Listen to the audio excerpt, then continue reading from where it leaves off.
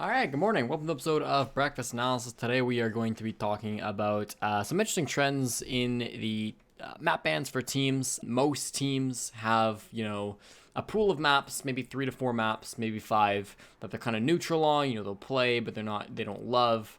And then they'll have a smaller pool of maps they really like and they try to play a lot, and the smaller pool of maps that they try to just avoid at all costs.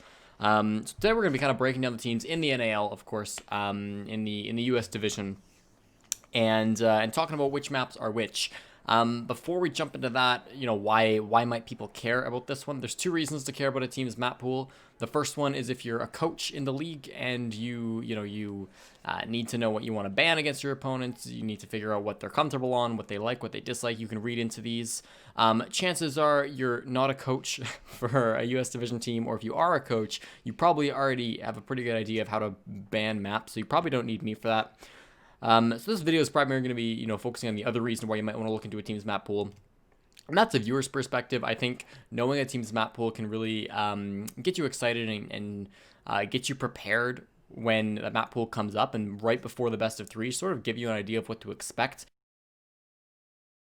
Coastline for Tempo Storm. This one, the last 2 games that Tempo Storm played, the last 2 best of 3s, they banned Coastline first. It was their opening ban. That means they're not very comfortable on the map, more likely than not. Their very first series against TSM, they didn't ban it first. They banned it a little bit later, but also TSM aren't known to play a lot of Coastline, so that could be why they were making a little bit of a gamble on Tempo Storm, and there was something else they wanted to get out of the way. So what you're watching out for if Coastline comes up in one of those games is, all right, this might be either really bad, or if they start first banning it over and over and over again, and then they don't first ban it and they actually pick it, consider yourself, all right, they might have been building up some strategies, have been saving it for a big match, and now they're letting loose. So really pay attention if you see Tempo on Coastline, because they're either going to get slammed or it's going to be really impressive.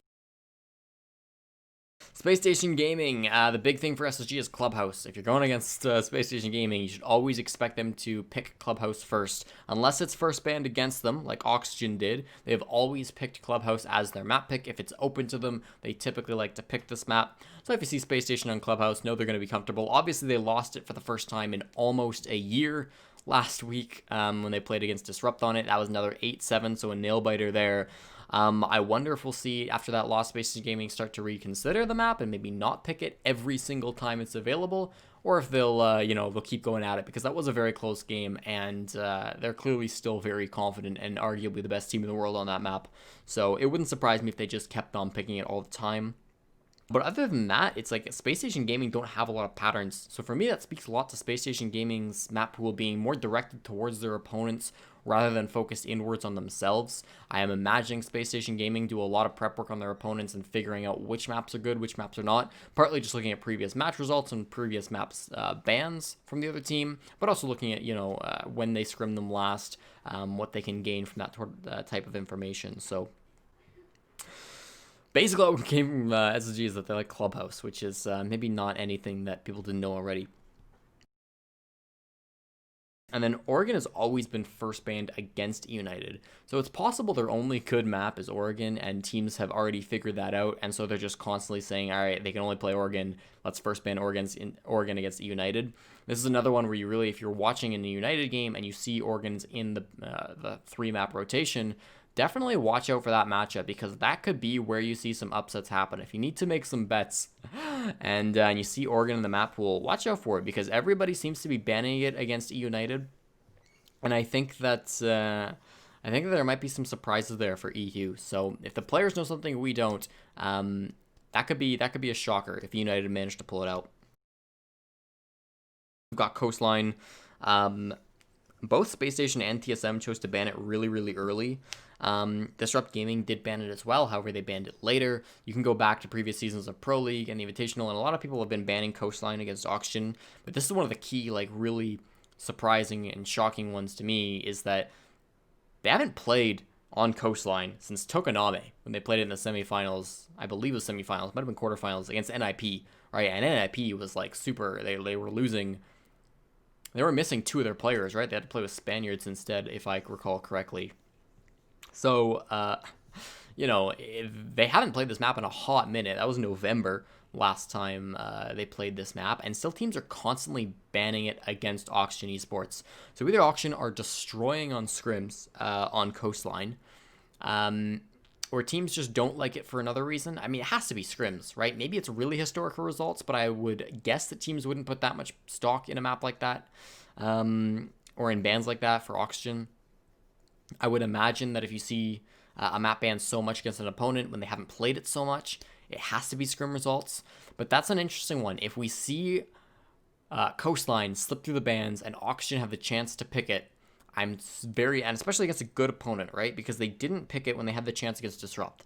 So go up against a strong opponent. Go up against a TSM, a Dark Zero, a Space Station, play Coastline, and let's see what happens. Again, keep an eye on the ban phases. Does it get banned first against them? When they play the winner of Dark Zero Space Station, does it get banned first? That'll be really fun to see. I hope it doesn't, because Auction Esports playing Coastline might be a barn burner. Villa has been first banned by Sonics every single game. What that means is that it's probably one they don't like, but it could be another one where they're just hiding it, right? If the Sonics end up letting Villa slip through the ban phase, the first thing to look at is the opponent that they're going up against a proficient Villa team or not. You can take a look at their record and their previous bans to find that out.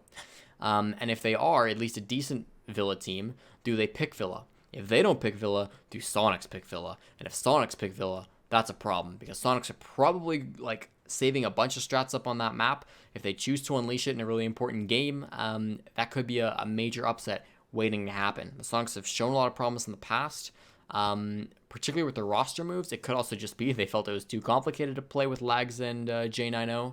So that's a possibility as well. But I don't know. I'm hoping that Sonics have something kind of special planned for us with that map, because that could be one that really, again, causes an upset and gets a lot of people surprised.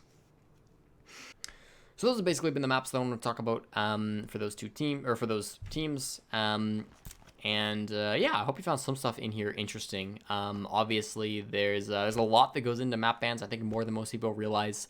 You've got to talk about your results, your recent scrims, your opponent's results, any info you have on your opponent's scrims, you know, what they've been banning recently, you know, what the meta's like. I mean, there's a lot that goes into stuff like this, but that's a few things that I think you should be looking out for in the future map bans, just in case you see something slip through and you can catch it for yourself and say, hey, this is going to be a better map than people expect.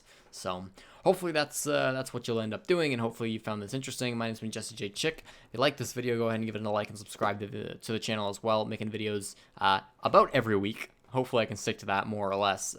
We've also got the US division being broadcasted every Monday and Wednesdays at 6 o'clock Eastern on twitch.tv/rainbow6. So do make sure you check that out, because, you know, it's a top level league in North America, and there's some real good games, some real good teams. Twitch and Twitter are both in the description. I will see you guys next time. Bye-bye.